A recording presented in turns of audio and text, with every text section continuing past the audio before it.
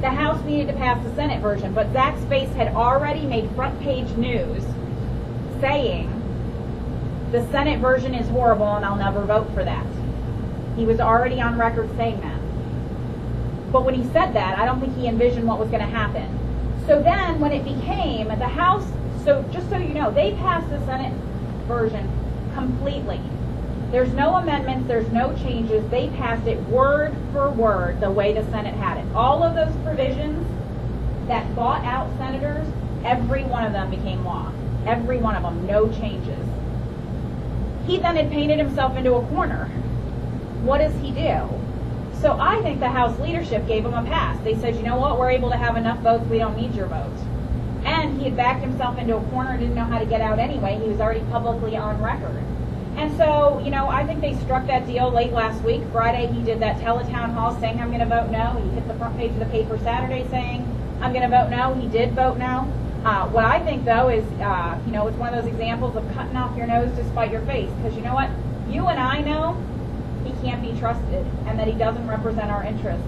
And we're not going to get on his side. That poll Jim just shared, we're not going to get on his side just because he made one no vote. But what he did is he alienated his big dollar spenders. The unions were running ads every half hour against him in Columbus this week. Every half hour. And so I think he has just assured himself that he does not have a job. That poll, I haven't looked at it. I heard about it at lunch. I believe that poll was done here in Tuscarawas County. And what you need to understand is you guys are sitting in the only county that voted for McCain in my for Obama in my district. You guys are the Democrats in this district. You are the largest Democrat county in the district. And this is his home county. If this county understands that he is not representing them, you have the largest population. This is his home county, and you have the most amount of Democrats. That poll, if it is 55% to 45% in Tuscarawas County, what do you think it looks like in my home county, where we're the largest Republican county in the district? I just want to interrupt real quick to remind everybody that in this county, Obama took the majority by 500 votes. And that's what got me involved in this process. Because I said to myself, me and other people could have won 500 votes. That is nothing. Well, you don't even know when, because the vote shift there, 251. If you would have pulled 251 of those to your side. Right. So you're not even actually shifting 500 votes. Cut them in half and make them go the other way. And that's a lot of the people I talk to are very frustrated, and they say, Jeanette, I'm one person, how do I make a difference? Well, here's the one time I'll tell you Obama did something right. He went on the campaign trail, he ran against Hillary Clinton, who had better name ID and more money than him. All of the experts would have told you she was going to win. But everywhere he went, he said, can you text 10 friends for me? Can you email 10 friends for me? Can you go knock on 10 doors for me?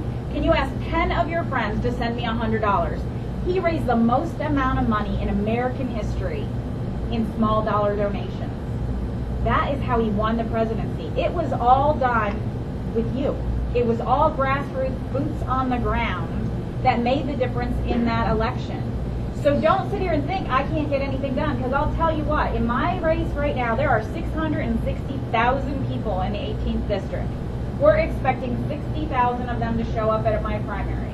Every one of you in this room knows 10 or 20 people that I probably haven't had a chance to talk to. If you walk out of here and you say, Jeanette, I'm going to talk to everybody in my neighborhood, can I go walk that list?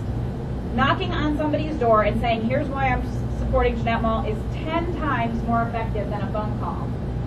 And a phone call, if you say, Jeanette, I'm going to call all my friends and family, that's 10 times more effective than a mail piece. Because if I drop Bill's literature in the mail right now, here's how long he's going to have for you to pay attention to it. From the time you get it out of your mailbox till you walk to your first trash can. And if he didn't catch your attention right then, you don't know who he is. But if you go to your next door neighbor's house and you say, you know what, we have been friends for 20 years, here's why I'm supporting Jeanette Moll, they're going to listen to you. When I ran last time, every precinct that we knocked doors on, we won. So don't underestimate the power of one person. I told people this morning, auto calls, for us to put a phone call in every household that we're confident people are going to call, are going to vote, people who we know are going to show up at that primary, is about $1,000. If you went and said, I'm going to give Jeanette $100, I'm going to get 9 friends, give Jeanette $100, I could literally get my name in front of every person I know is going to vote in this primary. So don't think that because the district is huge that you can't make an impact, because you can have a tremendous impact by saying, you know what, there's 6 weeks left in this election, and you know, I'm going to dedicate myself to every week talking to 10 people. I'm going to dedicate myself to talking to Jim and saying, who can I call? Whose door can I knock on? What can I do to help? Because all of that's going to make a tremendous difference. Or even just sign up for the email blast and forward it to your whole email address book. Yep. Well, Bob Wilson, I live in Mill County. The first thing, we were talking a little bit about regulation and deregulation. With no regulation, Tuscarawas and Stark County receive a whole bunch of waste from the East Coast. Different kinds of garbage and rubbish, construction demolition materials with insects and sometimes the rabid skunks from Pennsylvania, you know. But it's not regulated. And to compare that, we've got health care where you can't buy across state lines. Why hasn't anyone introduced a simple regulation that says, yes,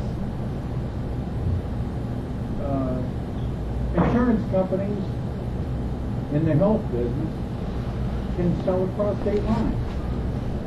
Is that a state decision or is that a federal decision? And if it's a federal decision, why hasn't anyone introduced that legislation from either side in the last 20 years? I'll sit and listen. Thank you. I'm not in Congress. I can't explain to you what all of those 435 people have done or not done. Well, I can tell you what they haven't done in the last 20 years, but I can't tell you why they haven't or haven't done it. I mean, obviously in our nation, there's areas where we've way over-regulated. We've got EPA that's going out, you know, really overstepping their boundaries. Right now, you know, they're at the position where they're saying, well, cap and trade doesn't pass, we're just going to do it through regulation, which is not the way it's supposed to occur.